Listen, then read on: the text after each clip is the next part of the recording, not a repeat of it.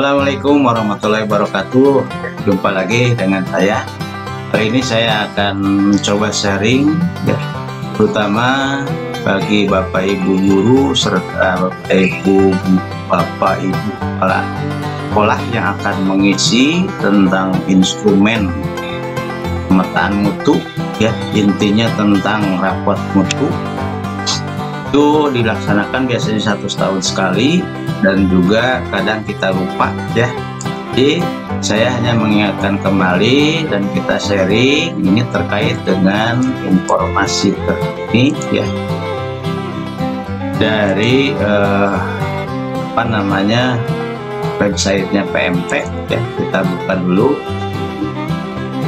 Ibu juga nanti bisa membuka apa yang ada informasi di PMP kemdikbud.go.id tersebut seperti ini. Jadi ini info terbaru tentang pengumpulan data EDS ya, sesuai dengan masa pandemi COVID 2020 ini. Jadi intinya barangkali seperti ini Bapak Ibu biasa yang saya di dalam rangka pengumpulan data evaluasi dari sekolah tahun 2020 di masa darurat COVID-19 ini ya, tentunya nanti untuk SMA, jenjang SMA ya, ini aplikasi EDS-nya khusus COVID-19 ya. Pertama di sini intinya nanti ada instrumen yang berdasarkan disusun surat edaran nomor 4 tahun 2020 tentang kebijakan pendidikan dalam masa darurat penyebaran coronavirus DC ya, COVID-19. Kemudian juga biasanya ini respondennya yang dilibatkan adalah kepala sekolah dan juga perwakilan dari guru ya. Nah, untuk perwakilan dari Bapak Ibu guru ini ya, kita lihat dari perangkat instrumen pemetaan mutu ini khusus untuk SMA, jenjang SMA. Nah di sana kan tercantum ya khususnya. Nah ini dari perwakilan guru biasanya itu minimal 1 guru per mata pelajaran atau perwakilan dari MGMP sekolah dan juga ada kepala sekolah. Nah ini yang tentunya diingatkan kembali kepada Bapak Ibu untuk instrumen pengisiannya ya. Jadi intinya untuk EDS ini nantinya akan menjadi rapot mutu ya pada tahun 2020 ya. Tentunya juga bagi Bapak Ibu pengawas juga telah memiliki aplikasi basis Android.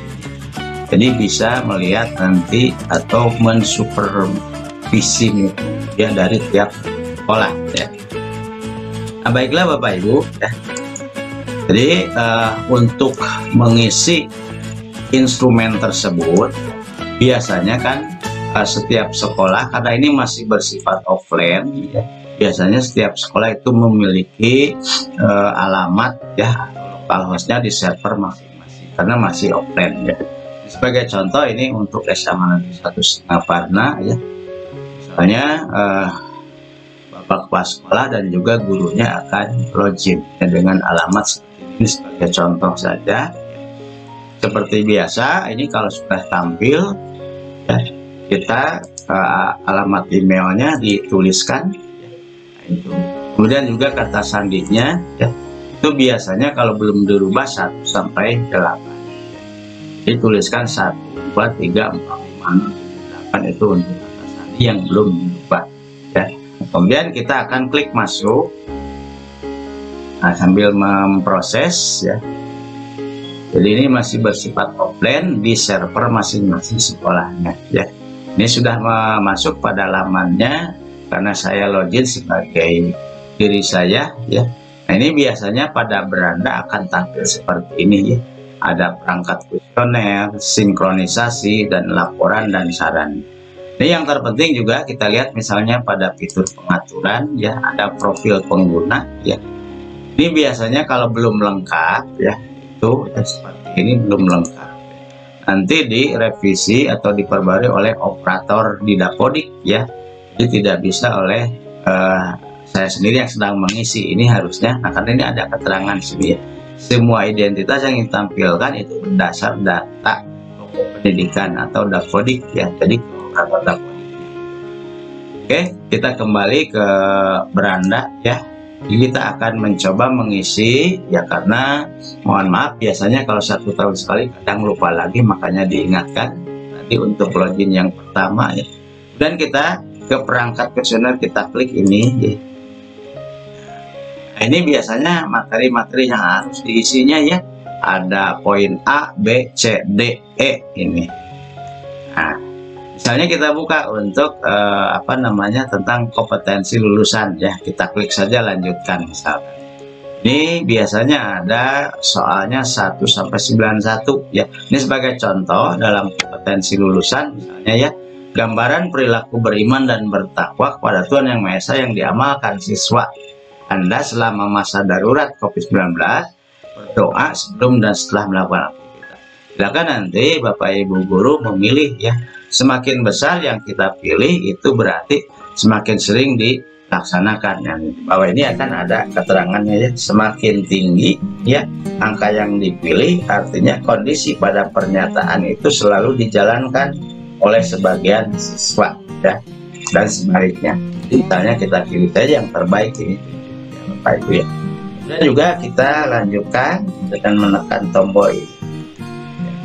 Ini ke nomor berikutnya ya, masih kompetensi lulusan.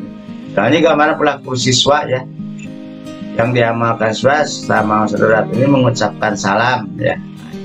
Ini kan pada disesuaikan dengan pembelajaran daring. Jadi kalau misalnya kita menggunakan aplikasi yang free ya, misalnya menggunakan aplikasi daringnya Google Classroom ya, atau misalnya menggunakan sosial media WA, selalu tidak siswa itu mengucapkan salam.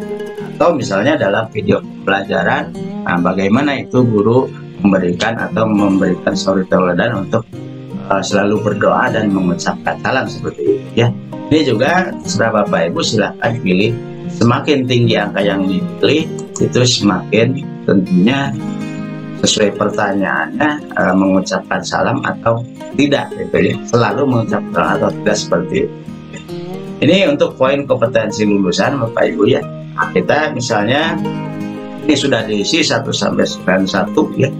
Dan kita untuk lihat lagi perangkat kuesioner ya. Misalnya untuk poin B ini isi pendidikan, kita lihat ini biasanya sampai 135 soal ya Bapak ya. Ini kaitannya dengan kurikulum ya. Jadi pelaksanaan kurikulum pada kondisi khusus bertujuan untuk memberikan fleksibilitas bagi satuan pendidikan untuk menentukan kurikulum yang sesuai dengan kebutuhan pembelajaran peserta. Ini juga disesuaikan dengan dokumen KTSP ya. Jadi kurikulum yang digunakan silakan Bapak Ibu pilih ya. Apakah nanti yang kurikulumnya 2013, kurikulum 2013 yang dikembangkan mandiri, kurikulum 2013 yang disederhanakan untuk kondisi. Tentunya barangkali yang ini ya Bapak Ibu ya. Karena kita pada masa pandemi ini sesuai peraturan juga itu menggunakan secara PDF ya. Dan juga dari Puskul yaitu KD-KD-nya kan sudah dipangkas sebagian. Jadi kita menggunakan kurikulum yang disegerakan kondisi khusus misalnya seperti itu.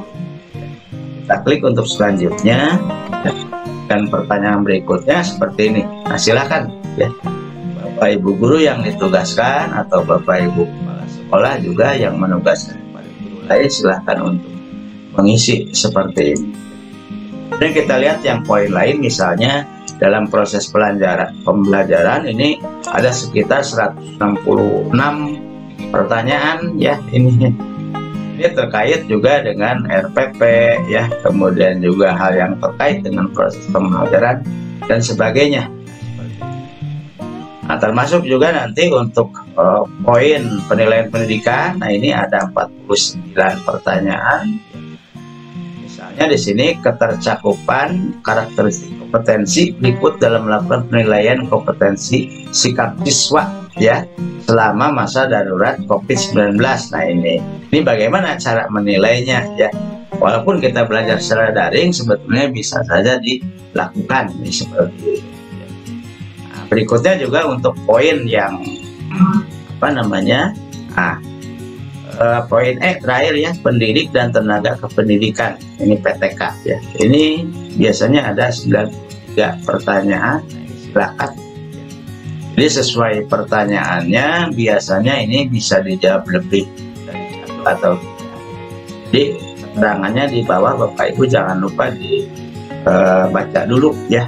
Nah ini seperti itu barangkali ya Bapak Ibu poin-poin untuk mengisi instrumen ya untuk nantinya sebagai pengumpulan EDS dari tiap sekolah dan akhirnya menjadi raport mutu ya. Raport mutu khususnya ini untuk tahun 2020 khususnya pada masa pembelajaran COVID-19 ini. Jadi biasanya itu saja yang diisi oleh Bapak Ibu guru ya dan juga Bapak Kepala Sekolah yang mungkin nanti bisa menjelaskan kepada guru yang ditunjuk. Nah, ini mudah-mudahan dapat bermanfaat ya dan mudah-mudahan juga sukses selalu ya. Nah, terima kasih, mudah-mudahan bermanfaat. Wabillahi taufiq wal hidayah. Wassalamualaikum warahmatullahi wabarakatuh.